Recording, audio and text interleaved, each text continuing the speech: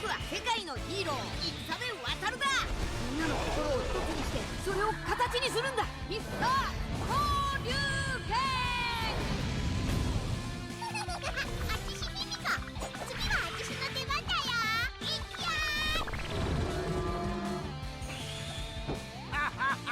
ー。これしき朝飯前よ。野球しばらく流。Hello everyone, Fjaller here. So I know some of you are waiting for us to talk about Ronin Warriors, and don't worry, that video will be coming quite soon. But before that, since the Wataru collab has finally come to the global version, I figured I'll talk a little bit about it. If some of you are still on the fence on whether or not to pull for this one, maybe I can help you decide. But I guess I'll start with a TLDR. People who watch lots of PvP will probably already know that Himiko is a very staple character in a lot of boxes. Faction buff is nice, but not necessary, so she can kind of fit into a lot of boxes. Does well with debuff boxes. Wataru, on the other hand, is a disappointment for a lot of players, I think. Of the two, he is the one that is better at PvE, but there's already plenty of good PvE characters, so if you're a PvE-focused player, Wataru isn't really necessary for you. So with that out of the way, I'll first talk a little bit about Shibaraku, who is the free SR character that you can get from the Wataru Secret Realm event. Shibaraku is a single-target-focused DPS character. He has both an infantry and a lancer class, so unlike Wataru or Himiko, he is the only one of the three that actually has a choice in different classes. So strangely enough, in that aspect, this SR freebie is the most versatile. However, his kit, as is probably expected out of a lot of SR freebies we get, isn't anything amazing. I will say he is probably better than a number of freebies that we've gotten. He's definitely better than Kuwabara. I think he's better than Altina as well. I think he's more broadly useful than characters like Oliver or Pyrrhus. And I think he's arguably better than Parn as well. Though I think out of the non-healer freebies that we've gotten, Ainz is still king. Still, I think Shibaraku does fill a niche for some players who might not have a really well-developed legend team. If you've been focusing on starring up characters in different factions, then I think Shibaraku is going to be very useful for you if more US Legends challenges come. First thing you'll notice when looking at his talent is that he has a revive. Even among SSR characters, DPSs with revives aren't that common. So it's definitely really interesting to get a freebie SR that can do that. For the purposes of PvE, you can do a number of things with that, and if you're one of those madmen that's actually planning on sharding the guy, he will actually end up with 2 revives. The Legend faction definitely had a short list of SRs, so Shibaraku is definitely welcome in that sense. And his kit is also very suited to PvE. He has a short cooldown attack skills like Sun Slash and Roar, which are more suited to PvE maps. He has Battle Cry, which is also very nice. And he has another attack skill that is sort of a mix between Assault and Smash, which has a damage increased mod, which is nice if you need to pierce damage reduction for some reason. So overall, for PvE purposes, he definitely looks really solid. And again, if you're missing legend characters or you don't have time to shard some up, he's definitely a pretty good one to slot in. And like most other collab characters, he's not going to need someone else to bond him, which is another layer of convenience. Unfortunately for PvP, there's just not a lot of application for the guy. He basically saw zero play on the Chinese server, and as far as I know, nobody was a cool enough guy to shard him, but feel free to prove everyone wrong. Basically, I see 2 roles that he can fulfill in PvP. First, much like other characters that can revive, he can serve as a pretty good body block character, especially considering the fact that he can revive twice, if you bother sharding him up of course. But with 2 unconditional revives on his side, there's actually a number of things he's not scared of that some other units would be. For example, he can't get one-shot by Ares plus Ares' AoE afterwards, which is something that can be done to units like Elwyn or Yulia. Same goes for some things like Leon's 3-cost skill, or any other attack that can do an attack and then an AoE. In fact, when you kill him multiple times, he just gets stronger, as per his talent. Basically, if you want to get through his revives easily, you have to use someone like Clotaire, or I suppose the newly added Wataru works as well. Shibaraku's 3-cost skill is also surprisingly good. I mentioned just a second ago how units like Leon or Ares can kill a tank twice, or kill a revive character twice by using their AoE afterwards. And that's more or less what Shibaraku's 3-cost skill can do as well, except Shibaraku's 3-cost skill does a 0.33 AoE afterwards, as opposed to Leon's, which only does a 0.3 AoE. So for the purpose of killing a revive character twice, it's actually stronger than Leon's 3-cost. And of course, unlike Leon, Shibaraku has a choice of 2 classes, Infantry or Lancer. These days a lot of people run Lancer tanks, and both of these classes work well to fight against that. Infantry of course is effective against Lancers, but running Shibaraku as a Lancer lets you hedge your bets.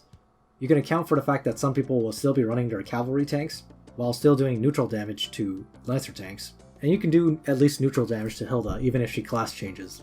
Shibaraku also got a lot of concessions for an SR freebie that we usually don't see. First of all, his talent has a damage increase.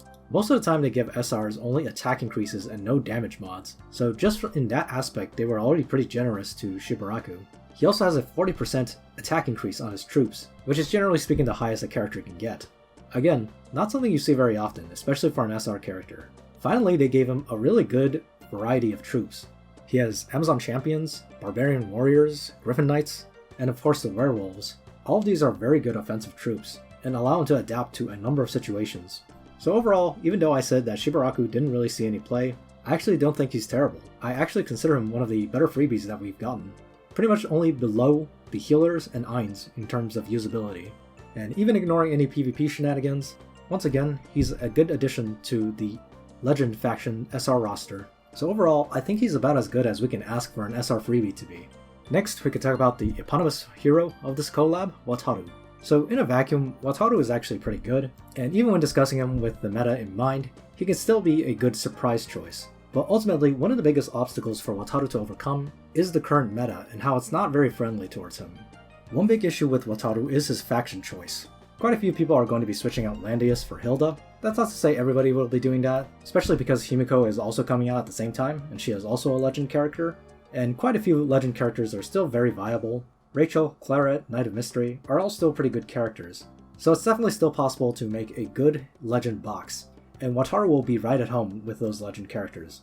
But there's no denying that Hilda and the Tensei faction will be the majority of the meta going forwards, at least for a little while. This wouldn't be as big a problem if it weren't for Wataru's two other factions. First, you have the protagonist faction. Obviously, being the main character in Machine Hero Wataru anime, Wataru got placed in the protagonist faction as well. But protagonist still runs into the same problem it has had for a while, which is that Matthew just isn't very good, and of course only having one faction buff is always a problem when constructing a box. Finally, Wataru can be buffed by the Time faction. Joshua doesn't synergize with him very well at all, although Yusuke does go pretty well with him.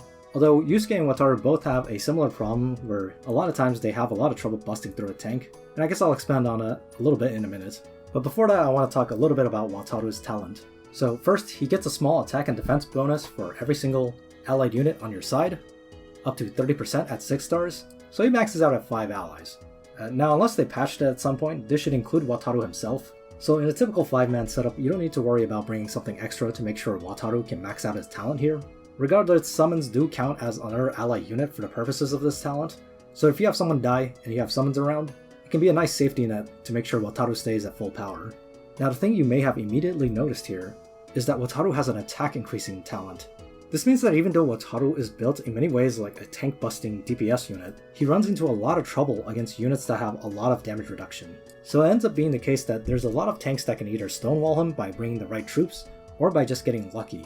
Royal Cavalry of course give him the hardest time, Bloodline armor activations can be a real problem, and sometimes even Last Rites might pose an issue.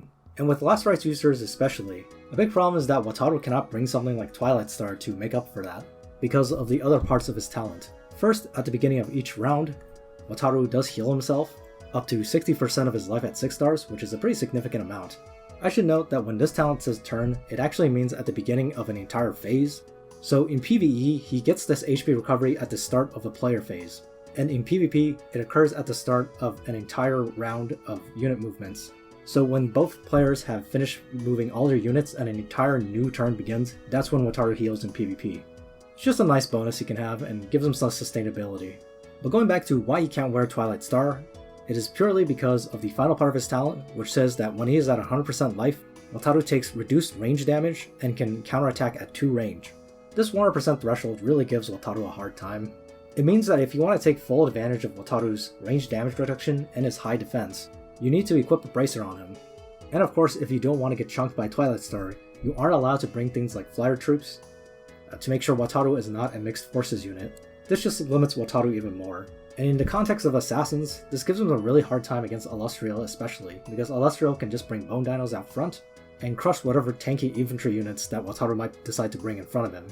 So just by looking at Wataru's talent, we're already starting to see a lot of the flaws that prevented Wataru from being widely used. Sure, each piece of the talent is pretty strong, but when you combine all of them together, they kind of turn Wataru into this character where you need to build him a very specific way, and that ends up limiting him in ways where he has a hard time doing his main role. Speaking of which, let's just go into his skills so you can maybe get a feel for how he's supposed to be played. First, he has 2 gap closer abilities. Now this is pretty nice because this gives Wataru a pretty wide range of movement, which is something that quite a few other infantry units struggle with. First, one of these displacement skills has 4 range. It pulls himself next to that target, and then after that he can move another 3 blocks and attack. So just with this one skill alone, he can move a maximum of 6 blocks. Although he is limited in the shape of the path he can move, and he's limited by the fact that he needs a target to pull himself to. The one cool thing is that this displacement effect cannot be immunized against. Now it is a displacement effect being cast on himself, so even if it wasn't immunizable, it really shouldn't be a problem unless you had a brain fart. But it's still nice that if you're using Hilda as your tank, you're not going to be limited by the displacement negation aura. Wataru then has a second gap closer, which is actually crazy powerful when you look at it just by itself. Just like the one before this one needs a target, and this one only has 3 range. After using it, Wataru can move another 2 blocks, so it's actually pretty short range, and Wataru can only move 2 blocks afterwards. So this one isn't as good at closing the gap. But what it does do is that it puts a mobility down debuff on the enemy target, and of course this also locks their guard at the same time. So the cool thing about this skill is that it can lock down a tank, and then Wataru can kill an unguarded unit of his choice. Since his 3-cost skill, which I'll talk a little bit more in a second, can disable revive effects, this means he can kill targets like Yulia in a single hit, without much problem. Unfortunately, as mentioned before, Wataru's problems come in the form of the meta that we're currently in. The movement and guard lock on this skill is considered to be a movement down debuff. As you might expect, this means that it is stopped by Gospel, is stopped by Mass Resist and Resist Spell, and perhaps most frustratingly, it is stopped by Hilda's 3-cost passive. And with Hilda being one of the most popular tanks right now, it just makes it very difficult for a box to be able to ban out everything that can stop Wataru from locking the tank down and then killing who he wants to. As for the rest of Wataru's non-3-cost skills, he has a lot of really great PvE friendly skills, like Air Slash, another variant of Air Slash, and Sword Soul. He also has Attack Command, which is always a useful skill to have. But anyway, that just leaves the 3-cost skill, which is Wataru and Ryujimaru's ultimate attack, Toryuken. This skill is pretty similar to Sword Soul in that it dispels 5 buffs before attacking, but it also has a pretty crazy multiplier of 1.9 times damage, and it has the potential to disable revive effects. Unfortunately, once again they gave Wataru a limitation clause here. The revive disable only works if the enemy being attacked has less than 1 movement or if they're stunned. So clearly this is meant to be used with one of his gap closure skills, or he's meant to be used alongside his comrade Himiko, who can deal out a lot of movement down debuffs. This skill also has a damage dealt increase which is locked behind this movement down and stun clause. So we once again come back to the problem of Wataru not having that many damage mods to work with. What you end up with is a character who can easily kill other DPSs without much problem, but cannot pierce guard unless you pick ban in a very specific way. And sometimes, even if you can pierce guard, Wataru cannot reliably get to the point where he can one-shot some revive characters like Yulia. Because remember, if you want to kill someone like Yulia using Wataru, Yulia is the one that needs to be mobility downed. And of course, if you want to ignore all that and try to just tank bust with Wataru, he is limited by the fact that he only has infantry classes to work with, so he can easily get stonewalled by a lot of cavalry soldiers. Hilda especially can give him a hard time, and because Wataru's talent also encourages you to wear Bracer, it also makes it harder for him to get a massive attack stat to break through tanks with. Now obviously you don't have to use Bracer on him if you don't want to, but if you decide to go with an accessory other than Bracer, then it's probable you're going to have to ban assassins for Wataru, because without that final part of his talent, he's actually pretty susceptible to getting killed by assassins. Now even with everything I just said, that's not to say Wataru is a bad unit. Like I said, he can still be a pretty good unit, and if you pick ban the right way, he can still surprise an opponent pretty well. And of course, no unit exists within a vacuum. A lot of it will also come down to how you decide to structure your box, and how you decide to set it up so that maybe you can create situations in pick ban where you can choose Wataru and have him be effective. It's just undeniable that Wataru just has a lot of limitations built into his kit, and that is not as much the case with our next character, Himiko. I don't think Himiko really needs a lot of introduction from me at this point. If you're really into PvP, you've probably seen Himiko in action, and you know why she's crazy. The funny thing is that when these two characters were first revealed, I kinda had the opposite reaction. I thought Wataru would have been much better than Himiko, but once I saw Himiko in action, I realized just how crazy she was. First, Himiko only has one faction different from Wataru, which is that she swaps Protagonist for Meteor Strike. Now just like Protagonist, Meteor Strike also only has one buffer, but I don't think it's a controversial opinion to say that the Meteor Strike buffer Zerida is definitely a lot more useful in most boxes compared to the Protagonist buffer Matthew. So that's all there really is to say about that. Himiko's also not as reliant on a faction buff to be able to function very well, so even in a box without Landius, she can still fit in pretty well. Next, let's talk about her talent. First, you have a crit and crit damage increase, pretty standard stat increase to see on an assassin. Then you have an interesting debuff portion of her talent. Every time she attacks and deals damage to somebody, she will deal a unique debuff called a ninjutsu debuff. Now, this ninjutsu debuff by itself doesn't actually debilitate the opponent in any way. However, it is unresistible and undispellable. After a target that has been inflicted with a ninjutsu debuff ends their turn, the ninjutsu debuff will then turn into a real debuff, I guess you could say. This quirk and how it applies the debuff onto the enemy actually makes it pretty useful in a number of ways, mostly for PvP purposes. For PvE, this doesn't really make a difference other than make you have to wait for a debuff. So basically what this means is that after Himiko tags someone with the ninjutsu debuff, you cannot respond to it with someone like Liana, you can't remove it. So let's say I have an Omega who's ready to go. I was planning on using his Cold Blood skill next turn and closing the gap and killing somebody, but before that Himiko comes in and tags a ninjutsu debuff onto Omega first. Since I cannot use a cleanser like Liana to immediately remove the ninjutsu debuff on Omega, what happens afterwards can go a number of ways. First, if I want to play it safe, I can just end Omega's turn and then have Liana cleanse whatever debuff that Omega got from the ninjutsu debuff. Obviously in the context of PvP, this means I've wasted a turn and that is never a good move. So if I instead decide to use Cold Blood on Omega and try to close the gap, once that ninjutsu debuff pops, it might give Omega a silence debuff, it might give him attack down, or it might give him a poison debuff. Whatever he ends up getting, he's probably going to have a harder time killing whatever target it is I was trying to kill with him. So that's pretty much the advantage of Himiko's talent debuff applying the way it does.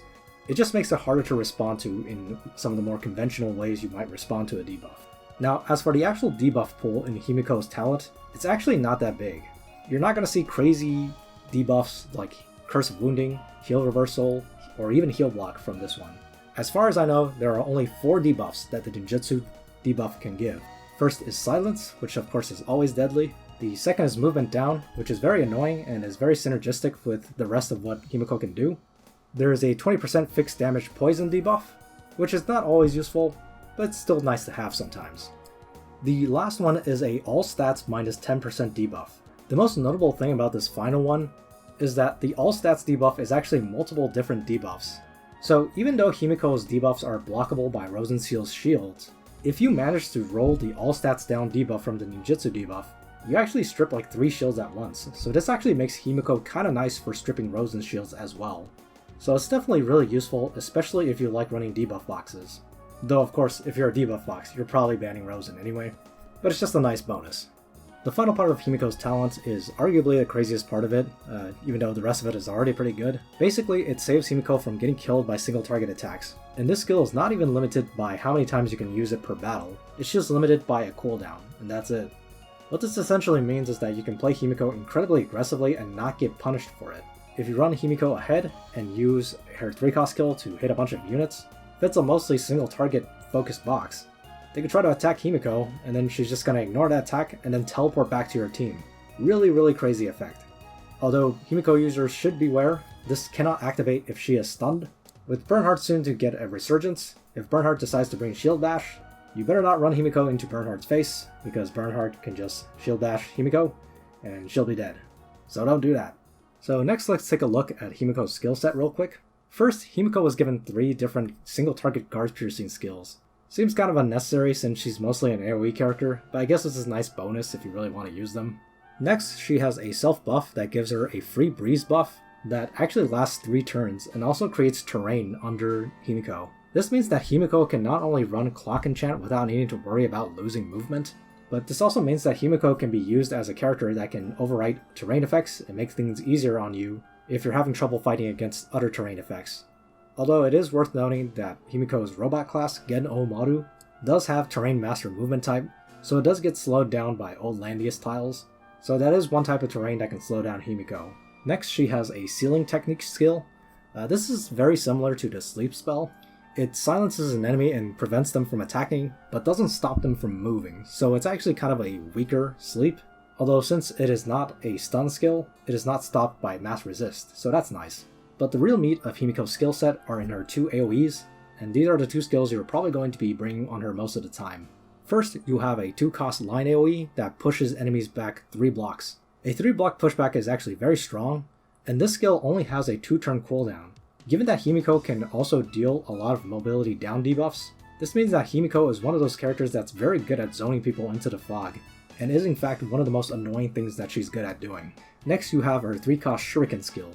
This skill inflicts mobility down on all the targets it hits, it does a lot of damage, it has a huge span, and it even has an inbuilt cooldown reduction if you hit enough targets. And remember of course that anytime Himiko uses one of her AoEs, she inflicts one of her ninjutsu debuffs on the enemy. It's interesting comparing Himiko and Wataru, because Wataru's skills have much longer descriptions, whereas Himiko has shorter descriptions. And Himiko's more simplistic set with simpler explanations ends up making her a more effective character, because that means there's not all kinds of caveats in her skill that you need to account for.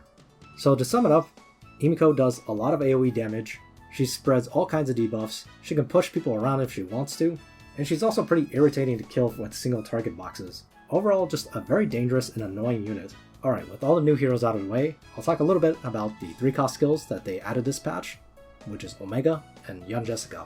Omega's 3-cost skill is a better Cold Blood, and that's about 80% of what needs to be said about it. While that does sound overly simplistic, it is actually very good for Omega.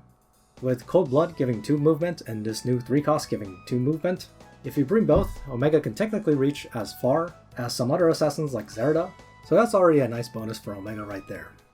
Some other effects on this 3-cost skill include a hero skill range +1, and also the 3-cost does not reduce buff durations when being used. Now you could use Knowing Strike from 3 squares away. You need to bring Ullr's Bow on Omega in order to do that properly, because this skill only increases the hero skill range and not the soldier skill range. So if you want Omega soldiers to be attacking alongside him at 3 range still, you do need to still use Ullr's Bow. You can't switch over to something like Crystal Stinger. And being able to preserve buffs when using this skill is actually really crazy when you think about it, because that means now Omega can preserve buffs from things like King's Crown and Witch's Reminiscence, which makes him even better at doing his Omega Lol thing. Not much else to say though, I think. Omega has always been good. I don't think he's ever fallen out of favor really. He's always had mostly the same strengths and flaws as he's always had, and this skill helps patch up some of those weaknesses. As for Young Jessica's 3-cost skill, I am not a Young Jessica user, so I cannot speak authoritatively on this subject, but I feel like this is just not that great of a skill. This is basically just a small upgrade to her Goddess Breath skill. So basically anytime you run Young Jessica with AoEs now, you can use this 3-cost skill plus Meteor, or you can use this 3-cost skill plus Goddess Breath. I do understand why they went the AoE route with Young Jessica, because Lowly Jessica has been kind of a power creep to Young Jessica, especially for single target purposes. But since Lowly Jessica is not that great at AoE, it probably made sense to them to beef up Young Jessica's AoE abilities a little bit, and maybe give her a unique niche compared to Lowly Jessica. It also makes Young Jessica arguably a little bit better at the whole off-healing while attacking thing, but I think she still kind of pales in comparison to Licorice if you want a character like that. It's an okay 3-cost, but nothing to go too crazy over. As for the new equipment they added, Rainforce got a new accessory. So this accessory not only has Apex Boots stats, which is very nice for Rainforce, but it also makes it so that Rainforce can walk through enemies once he gets 4 stacks of his talent, which is nice because after you've jumped in with Eclipse, it's usually easy enough to get 4 stacks. It also makes it so that once Rainforce gets 7 stacks of his talent, he will be able to deal 1 extra random debuff to enemies when he does damage to them. So basically when you're off spamming Rainforce's 3-cost on an unsuspecting opponent, you'll be doing another extra debuff to them, which is very annoying given that Rainforce's 3-cost also stacks a bunch of burn stacks on the opponent, making it very difficult to remove whatever debuff that Rainforce inflicts. It should be noted that the extra debuff from this exclusive equipment is in fact the Ring debuff pool, so it actually includes a 50% strength Curse of Wounding debuff, and just that by itself is scary enough. Probably not a crazy enough piece of equipment to make people want to use them if they weren't already, but if you're a big Rainforce user, I do think this is a significant upgrade, and hey, if you're unlucky and you still haven't gotten an Apex Boots for your Rainforce, you don't need to anymore. Better than them deciding to give Rainforce a generic helm, which is what they seem to do for a lot of exclusives. The other piece of equipment is Emilia's hammer. If she has her Holy Guard or her 3C Guard up, it lets her counter at infinite range. Pretty nice now that there's so many mages running around that have like 5 to 6 range or whatever. And the hammer also has a nice bonus in that it lowers the amount of physical damage that Emilia takes, and this is unit physical damage, so it does apply to our soldiers. It's definitely a really nice hammer. It's just unfortunate that a lot of Emilia's problems still have to do with her skill kit itself. Honestly, I feel like they should just think of a way to give Emilia a Princess faction buff in her kit. I know some people still groan at the idea of them adding more faction buffing tanks, but I feel like Emilia kinda deserves it. So let's wrap this up talking about some of the new events we should be seeing this month. The Wataru Collab event is already live. This event has mostly heart bond items and items that aren't super useful to endgame players, but that's not so bad. Collab events are meant to bring in newer players, so it makes sense that they decided to put in items that are more useful to lower level players. The only other thing that should be coming this month is a rerun of Fair Arena. If we're following the Chinese server, that should be happening later in the month, and I have listed out the units that can be used here. I don't have a lot to say other than that in this limited curated list of units that you see here, Betty is actually a pretty good unit to be using. So if you're a big Betty fan, or if you always wanted to try out using Betty, this might be a pretty good chance for you to play around with her a little bit. With that being said, that's all I have for you guys today. So I know for the English-speaking world, this collab is really not a nostalgic one, and in fact this is an IP that most of us have never heard of. But if you want to learn more about Wataru, I do know there are some free episodes of it on YouTube. So if you're curious and you want to go watch this old school Japanese kids anime, knock yourself out. Anyway, that's all I got for you guys today. Hopefully we'll be talking about Ronin Warriors very soon. We've actually already recorded that and I'm working on editing that video right now. I'll see you guys then. I doubt Machine Hero Wataru is going to become relevant in any way, even despite this incredibly high-profile crossover they've done with the very well-known Langrisser mobile. So for a lot of you guys, Wataru will probably fade back into obscurity, but I think these guys right here should not fade into obscurity, because they contribute greatly to this channel, and they really give us that extra encouragement we need to keep doing this. So once again, thank you, you beautiful people. And thanks to the donations from these guys, we have something big planned for the site. I can't reveal too much just yet, but hopefully we can bring it to you guys by the end of the month. And for those of you who don't give us money, thank you for watching, liking, commenting, subscribing, or telling us our videos suck. That's fine too. You're all beautiful people.